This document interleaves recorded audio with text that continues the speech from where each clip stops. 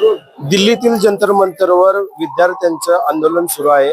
या आंदोलनाला पाठिंबा देण्यासाठी वंचित बहुजन आघाडीचे राष्ट्रीय अध्यक्ष प्रकाश आंबेडकर यांनी जे आहे ते आज महाराष्ट्र बंदचे हाक दिलेले आहे। त्यानुसार राज्यभरात या आंदोलनाला जो आहे तो चांगला प्रतिसाद मिळतानाचं चित्र पाहायला मिळतंय। मी सध्या आहे सोलापुरातील कृषी उत्पन्न बाजार समिती, राज्यातील 2 नंबरची कृषी उत्पन्न बाजार समिती म्हणून ओळखली जाते।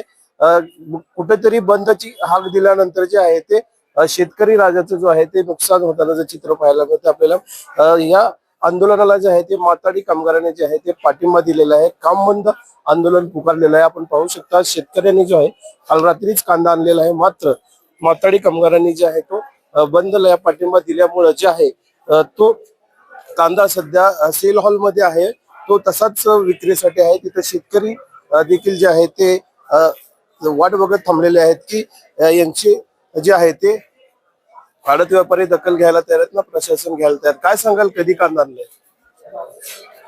आम्ही दौंड तालुक्यातून काळेवाडी गावातून आले आणि काळेवाडी गावातला परत एक 4-5 ट्रक माल आलेला आहे। तर रात्री 1 वाजता आम्ही इथं आल्याच्या नंतर आम्हाला सांगितलं गेलं की वंचित बहुजन पार्टीचं बंदची हाक दिलेली, महाराष्ट्र बंदची। त्या बंदच्या हाकीमुळे बंद आहे मार्केट, माल खाली करून घेणार नाही, निलाव म्हणजे केले जाणार नाही।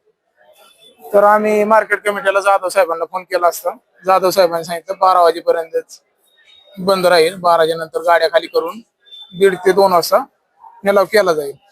तर ती जंतर मंतरवर दिल्लीला जे आंदोलन चालले त्या विद्यार्थ्यांच्या आंदोलनाला पाठिंबा देण्यासाठी एक बंदची हाक दिलेली होती। फक्त ती बंदची हाक अचानक न देता 2 दिवस आधी किंवा 12 तास आधी, 24 तास आधी द्यायला पाहिजे, शेतकऱ्यांना कळवायला पाहिजे। शेतकरी आले नसते ना। आज शेतकऱ्यांचा एवढा माल आलाय, 200 गाडीची आवक आहे आज सोलापूर मार्केटला। तर त्या मालाचं काही थोडंफार नुकसान होईल त्याची जबाबदारी मार्केट कमिटी घेत नाही आणि कुठला व्यापारी पण घ्यायला तयार नाही। वंचित बहुजन आघाडीने 2 दिवसापूर्वी बंदची हाक दिली होती आपल्याला। वंचित बहुजन पार्टीने जी बंदची हाक दिली ना ती आमच्यापर्यंत पोहोचवली गेली नाही मार्केट यार्डने। म्हणजे महाराष्ट्र बंदची हाक दिली ती, पण मार्केट यार्डने म्हणजे त्याचं हेच केलं नाही, आम्हाला मेसेज कळवले। काय सांगाल, किती कांदा आणलाय आपण आज? आम्ही 70 पिशवी कांदा आणलेला आहे। आज सर बघता आपण शेतकरी आज किती कष्ट करून असे तो माल आणला जातोय।